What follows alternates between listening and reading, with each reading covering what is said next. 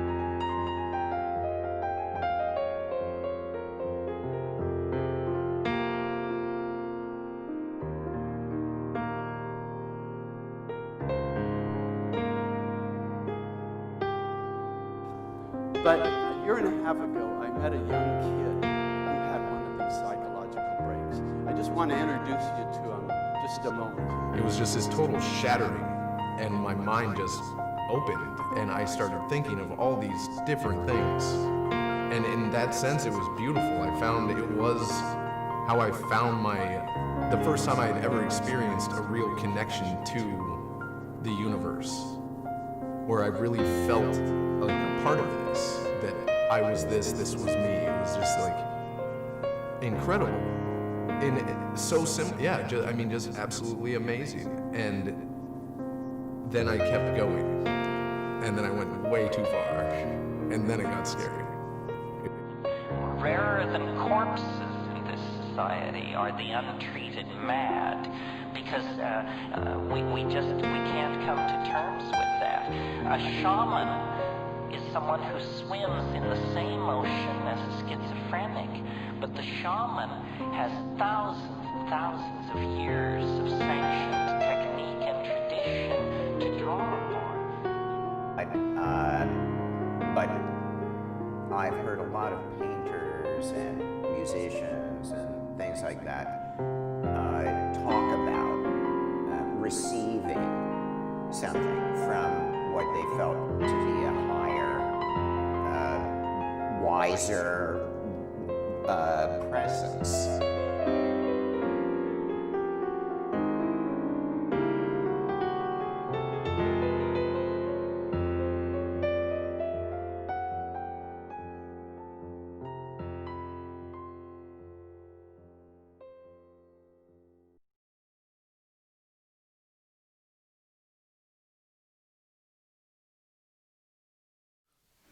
Hello there, I'm David Bradley, aka Schizophreniforms, and today's video is based on a Tedx talk by a guy named Phil Borges, I believe the pronunciation is, and it also relates strongly to an article that is, well, Article 3 of the Black Book, called Lessons from Outside Sanity, and I'll just read the chapter titles, because in the actual book it's going to go in quite in depth with each one, but in this video it's going to be more of a brief overview. But it's I'll read you the preamble and then the title of the chapters, and then we'll go through and break it all down. So this article addresses the correlations and differences between the spiritual and mystical traditions and religious experience in general, and the state of psychosis and experience of schizophrenia, and as how to transmute one into the other through self-actualization techniques and honest spiritual practices. There will be an analysis of experiences reframed through the lens of the self-actualized schizophrenic, elucidating and discussing the true nature of reality through the reframing and reintegration of the psychotic state and experiences. So chapter 1 is the correlations between mystical experiences and spiritual experiences with psychosis. Chapter 2, how does schizophrenia and psychosis differ from the mystical experience? 3 is reintegrating the disowned parts of the self and building an identity based on truth. 4 is revisiting and utilizing the psychotic tendencies in the spirit of discovery, which will be an interesting one.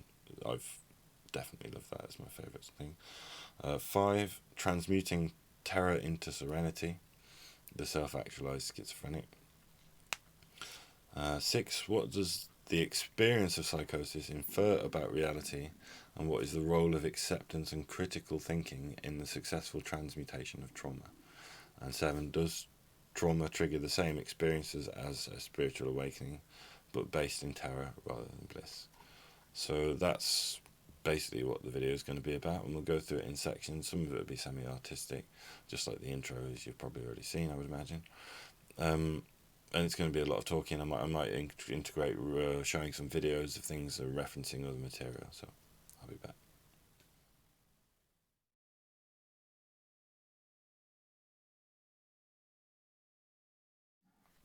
So quickly, I just wanted to talk, before we go into the video, about my own experiences a little bit, just to preface the kind of nature of the content. I have, in my own case, with my schizophrenia symptoms, they're all deeply, deeply rooted in kind of spirituality and religion, and Christianity in particular, and with some elements of other religions such as Hinduism or Buddhism. But it's primarily the majority of my delusions, or if you want to put them in commas, I don't know. But the majority of my experiences that are labelled as schizophrenia are either psychic experiences, or the experience of hearing thoughts, projecting thoughts, knowing what other people are thinking, or like visions and divine or demonic kind of apparitions and characters and hallucinations, and it ties in all completely entactogenically with the physical sensations are linked to the visual hallucinations and the auditory hallucinations. So it's a very immersive kind of psycho-spiritual format. Now I know that for a lot of people this isn't actually how their schizophrenia manifests, and in a weird way I feel quite lucky about that, because along with the meds, it makes it in a certain case easier to dismiss things and kind of become a conscientious objector, or for all intents and purposes temporary atheist, when my symptoms aren't as powerful, which it does fluctuate for a lot of people. It does. You get waves of intensity with your symptoms. And I just wanted to mention that like the reason this interests me so much, and when I saw the Phil Borges Tedx Talk, which I may even show some footage from, I don't know, it was in the intro, a little reference to it, and a guy he met with schizophrenia and so on and so forth. And I do find it fascinating, and one of the things that's given me the most like integrated feeling, what's made it the most possible for me to be comfortable with my experiences, is rather than shutting them down as we're taught to do, is to reframe, is to bring a new meaning structure surrounding these sort of psychotic experiences, which in my case is very religious, you know. Like, I have visions, therefore I am going into a visionary state, which a lot of cultures, a lot of people that don't have negative issues, a lot of people that manage it better, a lot of people outside Western culture which is, one might consider it spiritually impoverished, let's say, because there's less inclination towards sincerity of belief and connection with God and that kind of thing. I'm just driving at the idea that my own experiences of schizophrenia are all profoundly religious, and that is why this reframing of schizophrenic symptoms as being pertaining to other realities or other levels of reality or other levels of cognition or other experiences that are normally traditionally only lingualized, like spoken about, put into words in terms of religion. And I think that can be enormously helpful. I don't know if that makes sense, but that's my little preface just before we move any further on. So I will be back with chapter 1, the correlations between mystical and spiritual experiences.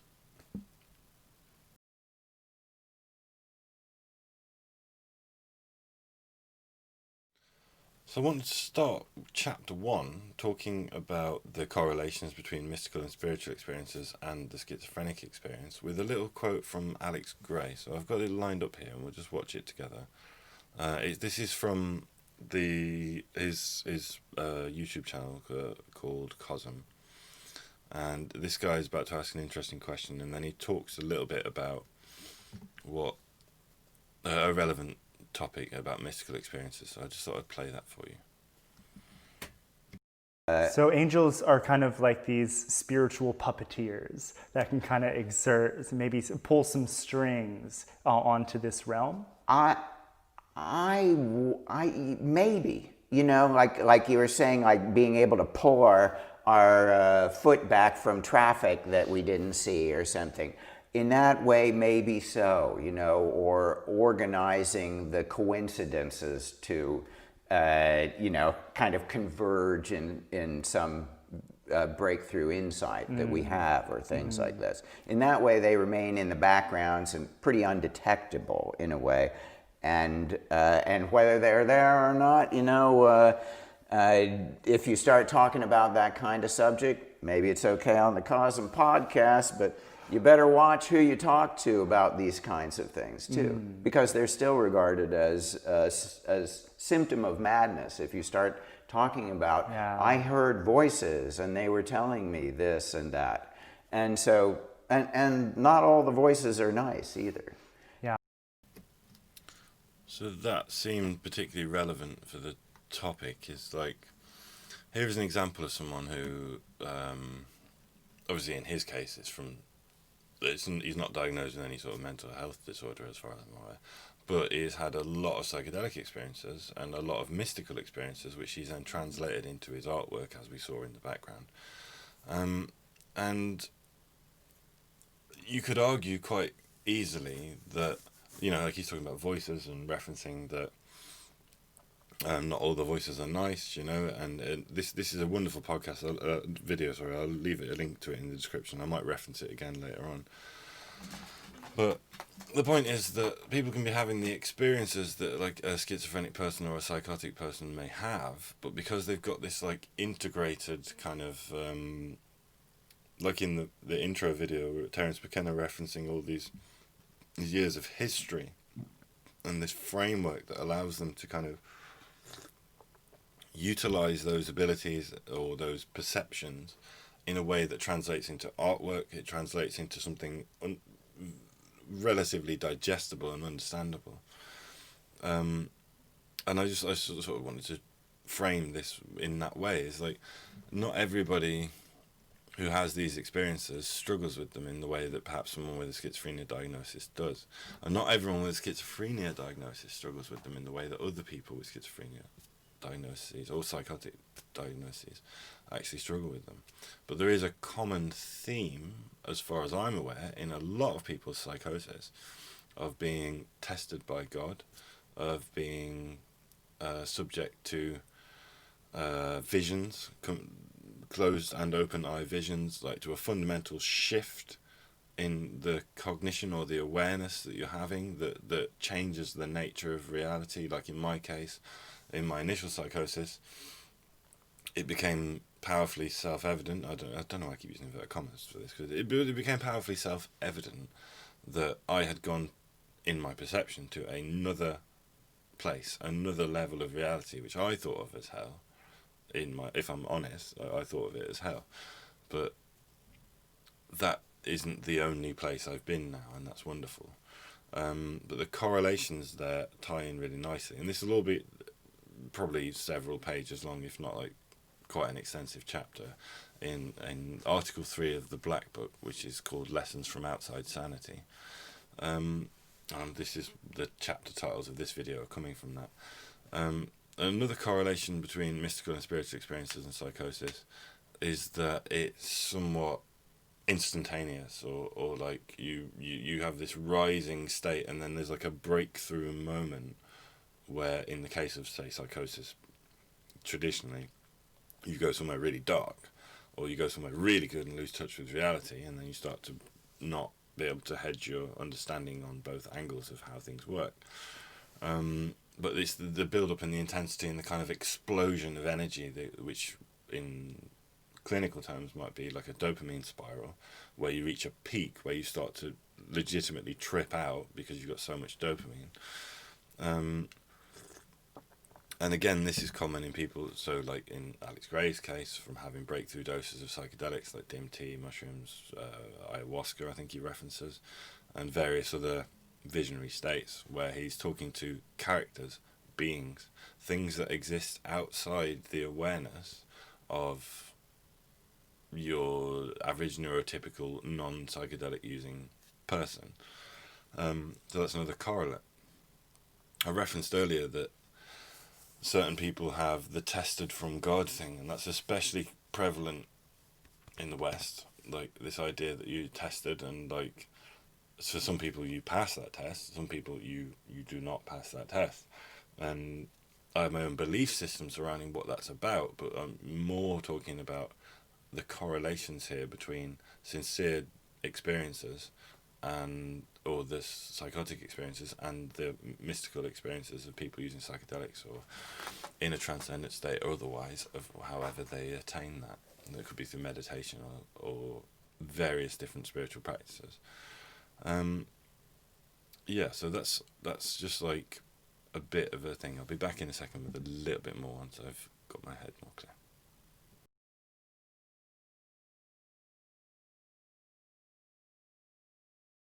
So yeah, now I've cleared up that a little bit, what I was trying to drive at. The commonality between a lot of people's schizophrenia experience, which Alex Gray briefly referenced at the start there, is talking about, because I've had it myself where I've been told to stop. Like, I've heard a very powerful voice say stop, and I was just about to walk out in the road in front of a car.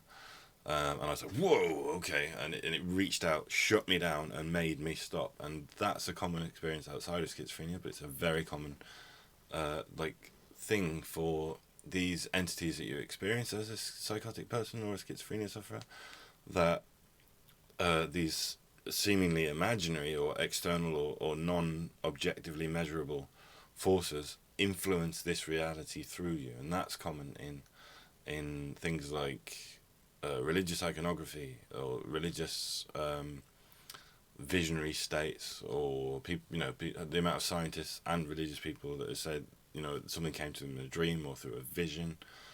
What else did I say? And just the common experience of like entities seeming to experience external reality, influence external into your reality through you. The Greek philosophers, quite a lot of them reference having a daemon. I can't remember the exact one I'm referring to. But a Daemon, or it's like a combined A and E, which is like a sort of creative being that exists through you, like your genius, not you yourself being a genius, but like a genius character coming through you, that if you follow what it says, all these amazing things happen, you have these amazing discoveries, and you change the world and stuff like that. So that's another correlatory factor. Next, we're going to move on to the differences and what in particular makes psychosis, or like the psychotic state or the schizophrenic state, slightly out of line with that. So I'll be back with chapter 2.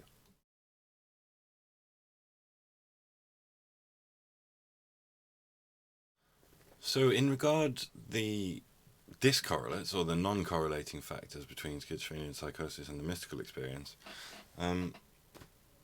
there is a couple of different things that come into play which are relevant to schizophrenia, which can be relevant to the mystical experience, but usually generally worse received. People can go into such a state with the psychotic state that their measurement of objective reality is wrong. Basically, that's kind of the key difference. Is like, so they might report things happening that not only didn't happen, but everyone else's memory of those circumstances are completely incompatible with that that record of the experience. The other side of it is that there can be a lot of distorted perceptions as well. What are in here? Yeah, there's a lot of distorted perceptions that, you know, in some cases, like the objectively measurably non-real phenomena, it could be that the people experiencing the psychotic state are tuned into a different, like, dial. You know, they have a measurably different experience of reality, but then that is also further facilitated by distorted perceptions of reality. And we'll come to this later in the later section, which I postulate, probably quite rightly, or hypothesize probably quite rightly, that it's to do with deep trauma, that they will relive experiences or experience a version of reality that is persecutory. That's quite common as well. It's like basically being on a long-term bad trip, you know, and that is definitely, until relatively recently, that's what I experienced, and I still sometimes do, you know. It's like a dream, but the dream's not very nice, you know, it's not very enjoyable. And that's kind of the fundamental difference I can identify between mystical experiences and more psychotic experiences, is that the internal narrative or the internal experience of the psychotic or schizophrenic person predilects, that's the word I'm looking for, predilects that the outside experience is warped and distorted and manipulated in such a way that, by this trauma internally, that they are unable to correctly perceive the external phenomena.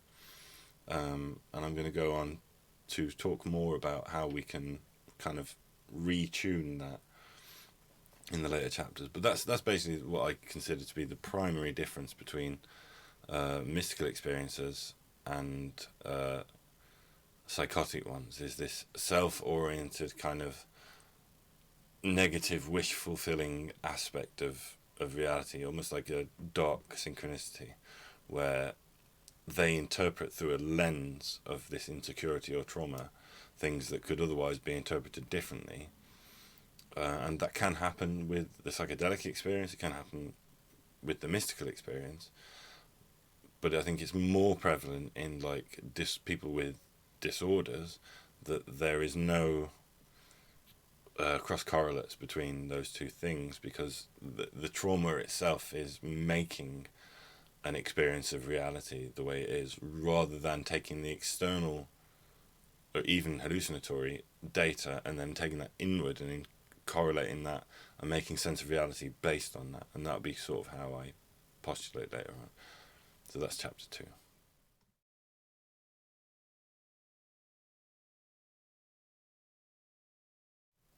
So chapter 3 that I've entitled Reintegrating the Disowned Parts of the Self and Building an Identity Based on Truth. Now this is going to be a massive thing that I'm going to have to summarize, because I need to keep this video as short as possible, really. And I also wanted to reiterate at this point that like this will be a fully fleshed out, methodically explained article, chapter within a massive article in the book. But the rough gist is that, and we talk about other sections of how this works as well in chapter 4 and 5, but in this section it's about taking ownership of the idea that, like, you know, at some level these things are some part of yourself. Now that's really difficult for a lot of people, especially if it's trauma based, and we'll come to how to deal with the trauma side of it. But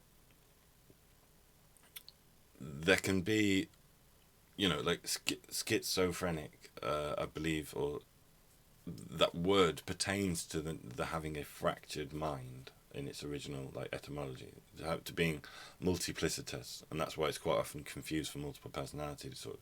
It's like a fracturing of the psyche. It's not like you have multiple personalities. It's more like you have, through trauma, disowned or disavowed or broken from the totality of your being and the totality of your experience. So for me, I use the voice dialogue technique and the big mind technique to help with that in a number of cases. I even had it in therapy, and it was really useful. Skill that then applied later on, years and years and years throughout my life. It was really useful. And this reintegration is sort of like, so for me, for example, I experienced that I have visions from a higher reality or another reality, that kind of thing. And the way I integrated that is that this is a disparate, or like, wow, how do I say it? It's like it's me but zoomed out to the level of like the higher self, or like a higher state of cognition, and then there's like a super conscious force there, or like a super ego that is in the way of true God, obviously, in my perception. This is my experience and version of it.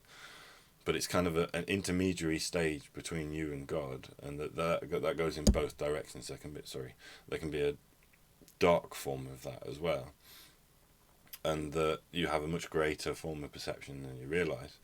And so to reintegrate that, I had to like do lots of what the Jungians would call shadow work, and bring out the repressed unconscious. You know, so the repressed unconscious is, for example, you know, something you did perceive or did understand or did know about the world that has been repressed out of your conscious awareness through trauma, and then reintegrating that shadow materia that can be dug out before, you know, you get into the true unconscious. But the repressed unconscious is like the elements of which that have been repressed out of your conscious awareness, but they're still actually a function of your original psyche. And that can happen in a number of ways, which I don't really have time to talk about, the mechanisms of how the repression goes. But that's just an example of what I did. And you can also bring down from, in my experience, suppressed superego states from the superconscious. You can connect with a sense of what I call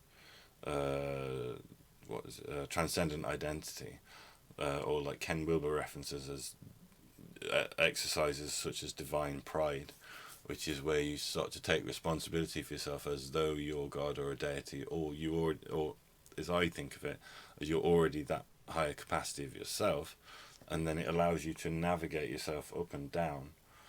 And this will be talked about more in the next section, which is revisiting and utilizing psychotic tendencies in the spirit of discovery. As I know that's very brief, but I may do, like, because I'm intending to like build up a whole body of work on this. So if you want to know any more, please leave a comment, and I'll return to that subject, because the repressed unconscious is of extreme interest to me, and a lot of the work I've done in that, bringing back up consciousness, shining light into the shadow, has been profoundly healing and allowed me to navigate things wonderfully. So I'll be back with chapter 4, revisiting and utilizing psychotic tendencies in the spirit of discovery.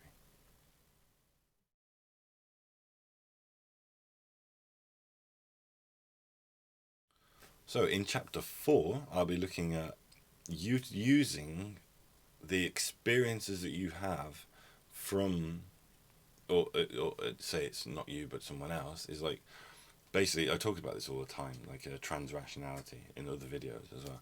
And it's like finding a way to take that psychotic potential, which is to, for example, in my case, I like transmuted demonic entities, right? So I know that's going to sound a bit mad, but like I took the potential of seeing demons, and then, which is my sincere experience, I'm just being honest about it, and then took the trauma-based experiences that informed that state out of it, and that meant that that potential for experiencing visionary states of entities and other beings, once I had like a level of courage to be able to embrace that, not only can I now defeat those beings through visualization and drawing in things in my vision through imagining like a sword or a weapon or something to battle them.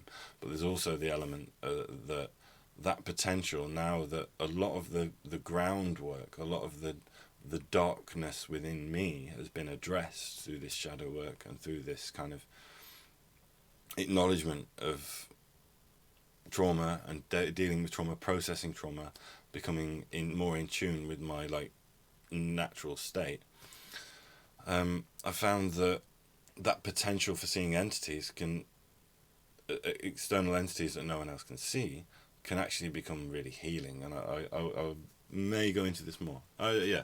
So for example, I once saw like this light entity come in through my room when I was extremely tired, and long story, and it sent down these hands, and they cleaned all this dark shadowy stuff out of me, and then I had loads of energy and was really just like wonderfully excited and happy and felt amazing, and it was once I overcame the fear of the darkness, this potential actually went in the other direction. But you have to process that trauma first, and another psychotic tendency might be that you experience altered states. So if you know the agitation and fear driving an altered state, such as being psychotic, if you introduce a level of courage and confidence and bravery, because you can't really stop yourself being afraid, but you can make yourself more brave and courageous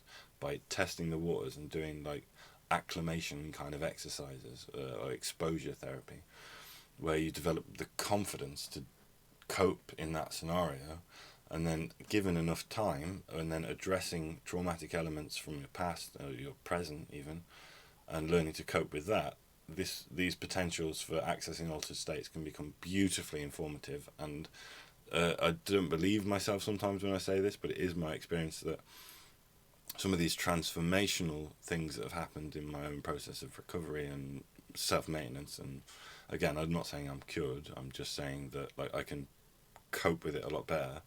These beings and entities and altered states and states of higher cognition or lower cognition, however you want to call it, can become profoundly transformative and healing. And it's almost as though, like, you know, in my case, like I discovered the devil by accident, and then I found God as a consequence of that. You know, I'll be back shortly.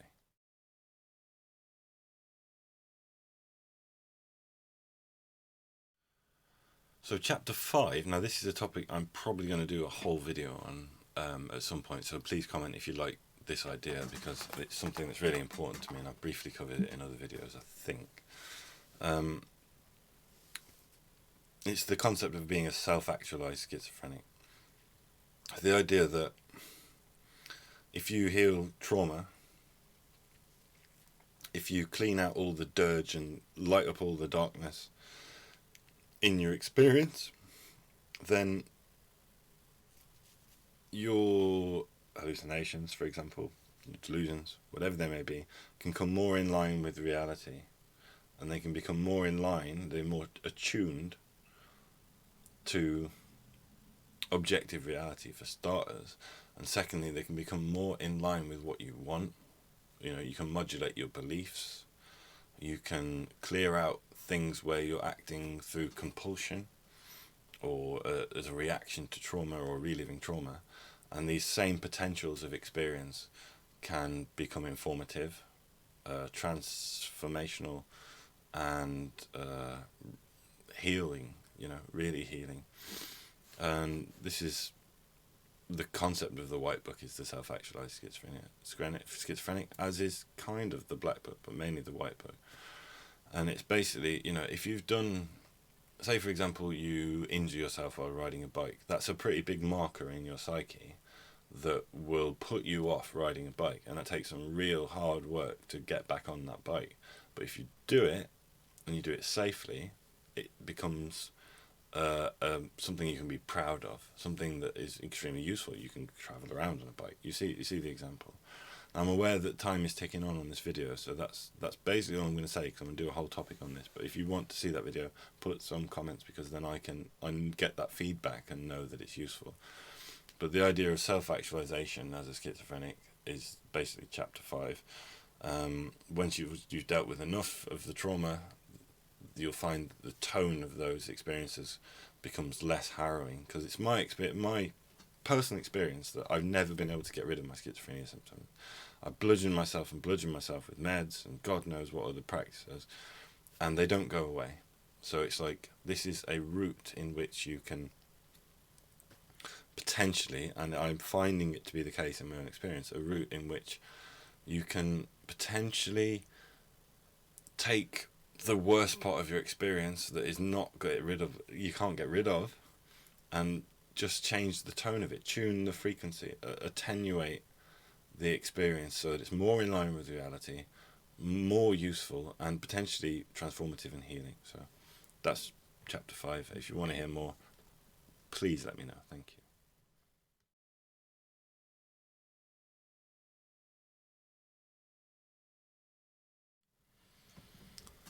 So chapter 6 of article 3 of the Black Book: what does the experience of psychosis infer about reality, and what is the role of acceptance and critical thinking in the transmutation of trauma?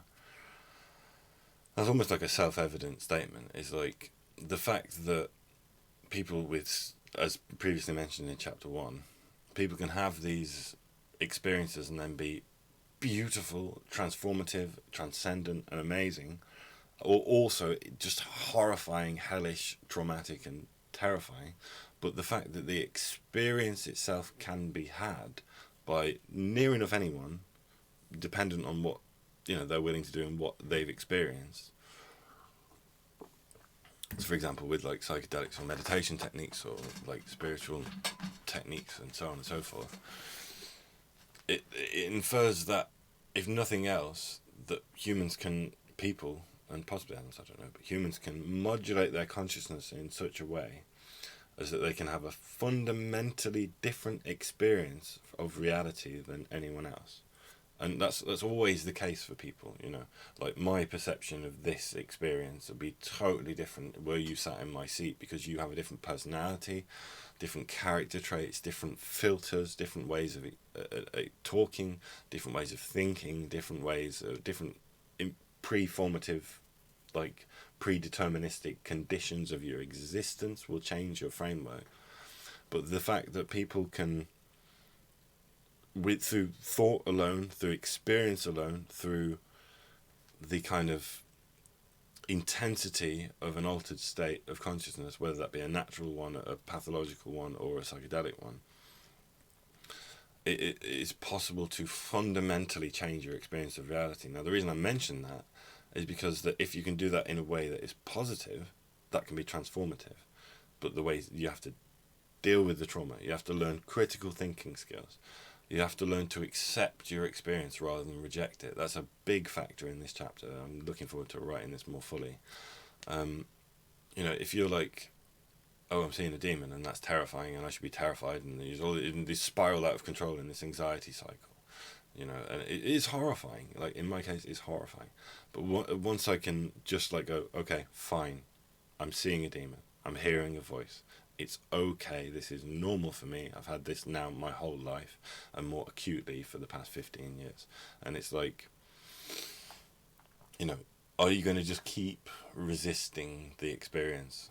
I'm not saying to indulge it, but the amount of mental energy and neuropharmacological intervention required to prevent you from experiencing those things, which doesn't work anyway, is just unspeakably complex system required to stop those experiences. So the key is to take trauma at its root, the cause of the experiences, address them through psychotherapy, address them through building courage, building strength, building resilience, and learning to know when, call yourself out on your own bullshit, like know when you're full of shit and know when you're telling the truth about something, and then be able to learn to accept and integrate that, that in itself, just that very concept of accepting and non-resistance is something that everyone should know, but like especially in the case of something you can't eradicate and just seems to get worse over the years, like surely it's worth a shot trying to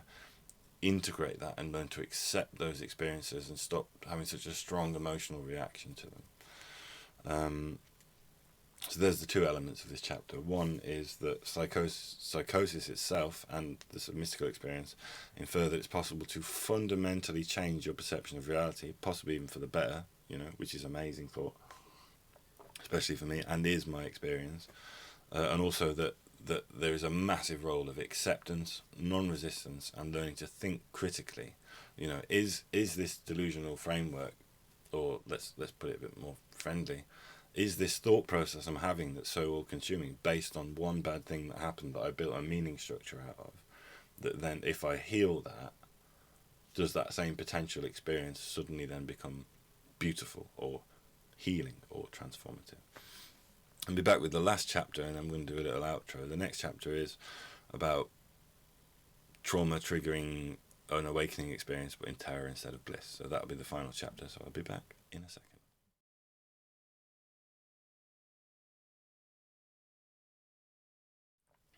So chapter 7, I explained previously what it would be.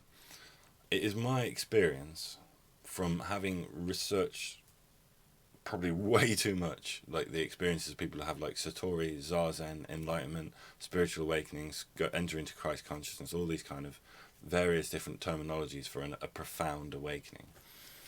And I call it my baptism of fire, like, my fall from grace, my baptism of fire. Like, I went into hell in my experience. That is still a profound spiritual experience, and now I've dealt with the traumatic elements, or beginning to deal with the traumatic elements that led up to that, and process the actual real world causes of those experiences. That same potential state is becoming far less hellish, more purgatorial, and at some times heavenly. And I would argue that, a spiritual awakening is not always, or even enlightenment. I guess it's traditionally enlightenment is supposed to be a blissful, glorious thing, but it's also like a stripping away of your entire identity, and that can be like a painful birth process. And is my belief system, my relatively concise understanding of reality, that you can go down and up on that spectrum, but once you're introduced to that, there is a new range of perceptions available, and whether they're good or bad, I don't know. But that, I've got to go.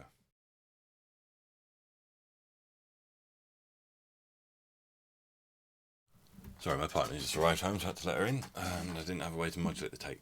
The point I was driving at was basically that, in my case, for a long time, I had to forgo heaven to escape from hell. Like, I was of the impression that I was doomed, that there was no hope, it was just constant negative, and nothing could change that. And then I realised, once I'd had the opportunity to reintegrate and learn to navigate, really just enough years to kind of process all the quite unpleasant stuff that happened in my life, and the way in which I've built this kind of this is hell perspective. Once I started to process that, I found that the experiences didn't go away, but the tone changed dramatically. So there'll be a little outro, but that's basically the end of this video, and I'll be back shortly with a more succinct outro, but that's the whole gist. I mean, and like I said before, if you want to know more, please leave a comment, because it gives me good feedback, and it means that I can know that it's worth doing all this, and that people find it interesting and useful. In fact, actually, let's make that at the end. So please like, subscribe, share the video if you know anyone that might find it interesting, or if you've got a relevant family member with similar conditions, or you yourself have the condition and you want your family members to hear a very coherent perspective of it. That's always welcome. Please comment, share, do whatever you need to do. I've been David Bradley, aka Schizophreniforms, and this has been a brief overview for psychosis versus spiritual awakening.